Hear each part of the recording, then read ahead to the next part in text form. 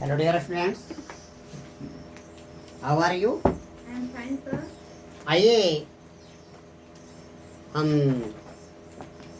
Chemistry और chapter का नाम है रासायनिक बलगति केमिकल काइनेटिक्स। और पिछले वीडियो लिंक में हमने अभिक्रिया की कोटि डिसाइड करने की मेथड्स के बारे में बताया था, जिसमें हमने वेग स्थिरांक के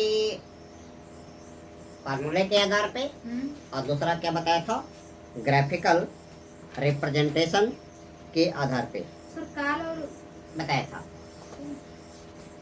आज के वीडियो लिंक में हम लोग ये देखेंगे अभिक्रिया दर का टक्कर सिद्धांत।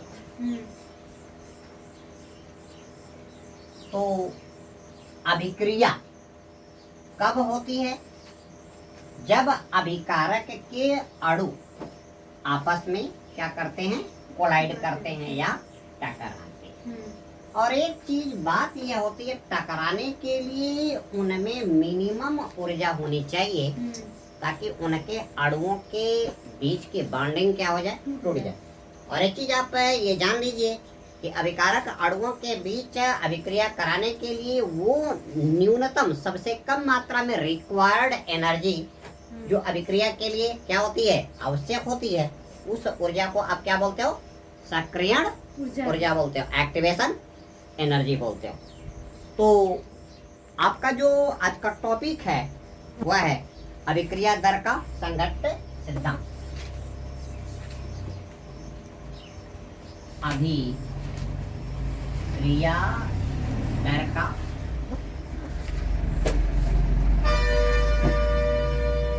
संघट्ट सिद्धांत या collision theory of reaction. Collision theory of reaction. तो क्या कह रहा है, संघट्ट सिद्धांत के अनुसार अभिक्रिया होने के लिए अभिकारक के दो अणुओं के बीच में टकराना जरूरी होता है, क्योंकि एक हाथ से ताली कभी नहीं हो सकती। दो हाथों से ताली बजेगी और इतना कस के बजाओ कि ये क्या कर जाए, टूट जाए। और टूट जाएगा तो क्या करेगी, minimum energy that is required to breaking the bonding between the molecules of reactant, that minimum amount of energy is called activation energy। ठीक है।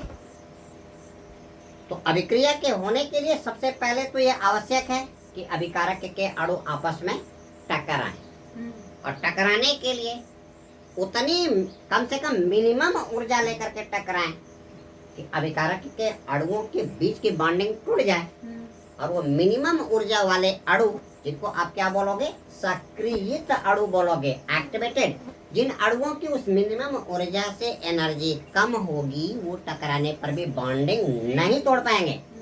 इसलिए ये जो टक्करें हो रही हैं जिसके कारण उनके बीच की बॉन्डिंग क्या कर रही है, टूट रही है, इस टक्कर को आप क्या बोलोगे, इफेक्टिव कोलिजन या प्रभावी टक्कर बोलोगे। ठीक है। तो संघट्ट सिद्धांत के अनुसार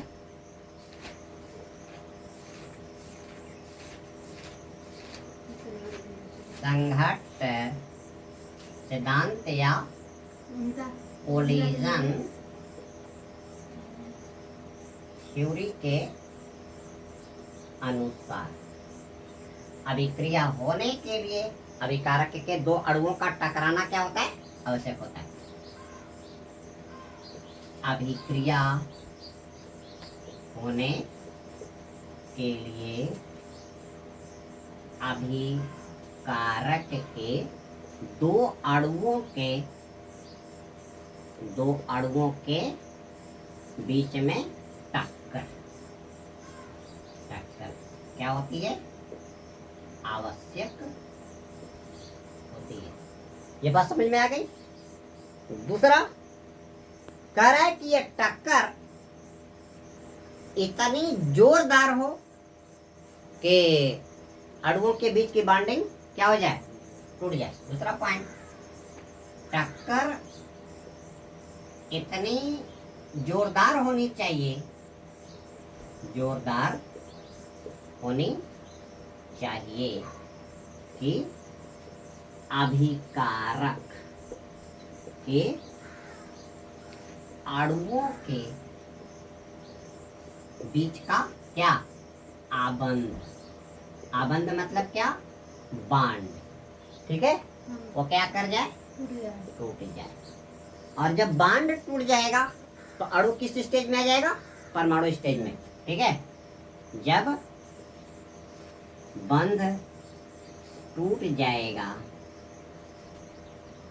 तब अभिकारक का अणु, अभिकारकों के अणु किस अवस्था में, परमाणविक अवस्था, परमाणविक अवस्था में क्या करते हैं, आ जाते हैं। और आप ये जानते हो कि रासायनिक क्रियाओं में कौन भाग लेता है, परमाणु भाग लेता है, अणु भाग नहीं लेता, ठीक है। क्योंकि क्योंकि रासायनिक अभिक्रियाओं में, रासायनिक अभिक्रियाओं में परमाणु क्या करता है, भाग लेता है, अणु नहीं, ठीक है। दूसरी बात क्या, अभिकारक के अणुओं के बीच कम से कम न्यूनतम एनर्जी होनी चाहिए टकराने के लिए, जिससे उनकी बॉन्डिंग टूट जाए। तीसरा पॉइंट, अभिकारक के अणुओं में वह न्यूनतम ऊर्जा जो टकराने पर अभिकारक के अणु क्या करेंगे, परमाणु में क्या करते हैं, टूट जाते हैं, ठीक है। और रासायनिक क्रिया क्या होती है, संपन्न हो जाती है ना, रासायनिक क्रिया क्या होती है, संपन्न होती है। वह न्यूनतम ऊर्जा क्या कहलाती है, सक्रियण ऊर्जा या एक्टिवेशन क्या, एनर्जी, जिसको आप ये से दिखाओगे। तो जिन अभिकारक के अणुओं में सक्रियण ऊर्जा से ऊर्जा कम है, उनके टकराने के परिणाम स्वरूप भी रासायनिक क्रिया नहीं होगी। चौथा पॉइंट, जिन अभिकारक अणुओं की ऊर्जा सक्रियण ऊर्जा से कम क्या होती है,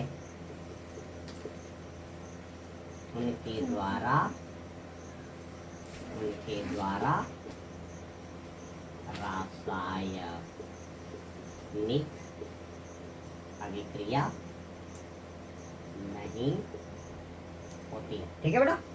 तो रासायनिक अभिक्रिया होने के लिए इतनी जोर से टक्कर होनी चाहिए कि अभिकारक के अणु की बॉन्डिंग टूटे। पांचवा पॉइंट, रासायनिक अभिक्रिया होने के लिए, रासायनिक अभिक्रिया के लिए अभिकारकों के अणुओं का इतनी जोर से टकराना जरूरी होता है ताकि रासायनिक अभिक्रिया संपन्न हो सके, ठीक है, हो सके। इस प्रकार के टक्कर को हम प्रभावी टक्कर बोलते हैं। इस प्रकार के टक्करों जिससे रासायनिक क्रिया संपन्न होती है, रासायनिक क्रिया क्या होती है, संपन्न होती है, क्या बोलते हैं, प्रभावी टक्कर, क्या अंग्रेजी में क्या बोलेंगे, इफेक्टिव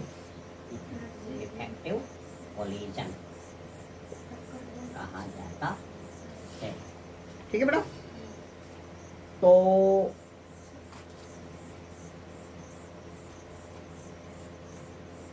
जिन अभिकारक के अणुओं में एक्टिवेशन एनर्जी के बराबर या एक्टिवेशन एनर्जी से ज्यादा ऊर्जा होती है उनको क्या बोलते हैं, सक्रियित अणु बोलते हैं। ठीक है, अगला पॉइंट नंबर 6, जिन अभिकारकों के अणुओं में सक्रियण ऊर्जा के बराबर, सक्रियण ऊर्जा के बराबर या सक्रियण ऊर्जा से क्या अधिक, सक्रियण ऊर्जा से सक्रियण ऊर्जा से अधिक ऊर्जा होती है, ऐसे अणु क्या कहलाते हैं, सक्रियित अणु या एक्टिवेटेड मॉलिक्यूल्स ऑफ, क्या कहलाते हैं, रिएक्टेंट्स, यानी अभिकारकों के सक्रियित अणु। और रासायनिक क्रियाओं को परफॉर्म कराने के लिए एक्टिवेटेड मॉलिक्यूल से ही क्या करते हैं, भाग लेते हैं ना। अगला पॉइंट, रासायनिक अभिक्रियाओं को संपन्न कराने में, रासायनिक अभिक्रियाओं को संपन्न कराने में केवल सक्रियित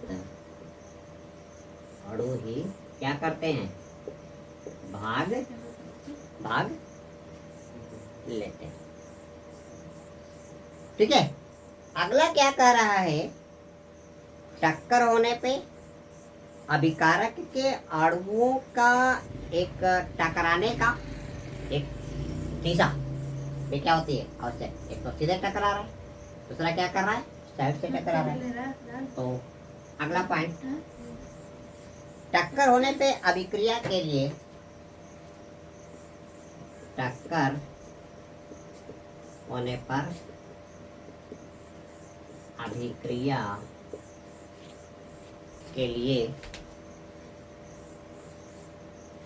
अभिकारक अणुओं का एक दूसरे के सापेक्ष दिक् विन्यास,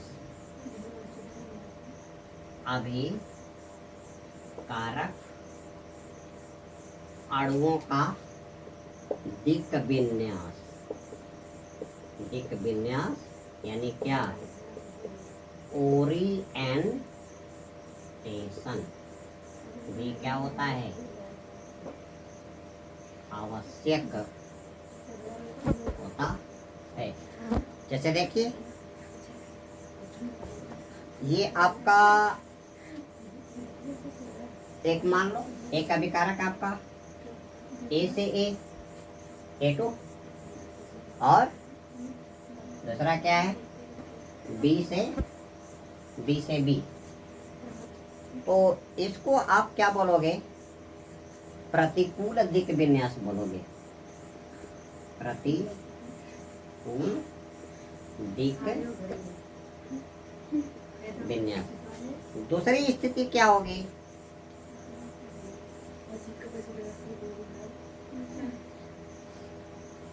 या तो एक आपका A से A और इधर क्या B से B, ये टकराएगा और ये टकराएगा तो ये आपका एक विन्यास आपकी ये बन जाएगी, यानी ये क्या कर रहा है, ये आमने सामने, और ये क्या कर रहा है, साइड से टकरा रहा है। तो ये आपका हो गया अनुकूल दिक् विन्यास आ गया। तो फ्रेंड्स, अभी हम अगले वीडियो लिंक में हम जो है आर्यनीय समीकरण, वेग स्थिरांक का ताप गुणांक और वेग स्थिरांक पे ताप का प्रभाव और आर्यनीय समीकरण के बारे में स्टडी करेंगे, फिर अभिक्रिया के वेग पे उत्प्रेरक के प्रभाव का अध्ययन करेंगे। और आप ये जानते हो उत्प्रेरक क्या करता है, किसी अभिक्रिया के लिए सक्रियण ऊर्जा के मान को क्या कर देता है, घटा देता है। उत्प्रेरक अभिक्रिया के लिए सक्रियण ऊर्जा के मान को घटा देगा, यानी कम एनर्जी पर ही उसकी बॉन्डिंग क्या करेगी, टूट जाएगी। और टूट जाएगी तो अभिकारक के अणु एटॉमिक स्टेज में आ जाएंगे और रेट ऑफ रिएक्शन क्या करेगी, चेंज कर जाएगी। ठीक है, तो आप हमारे अगले वीडियो लिंक की प्रतीक्षा कीजिए। Very shortly I will release my next video link related to this topics. Thanks.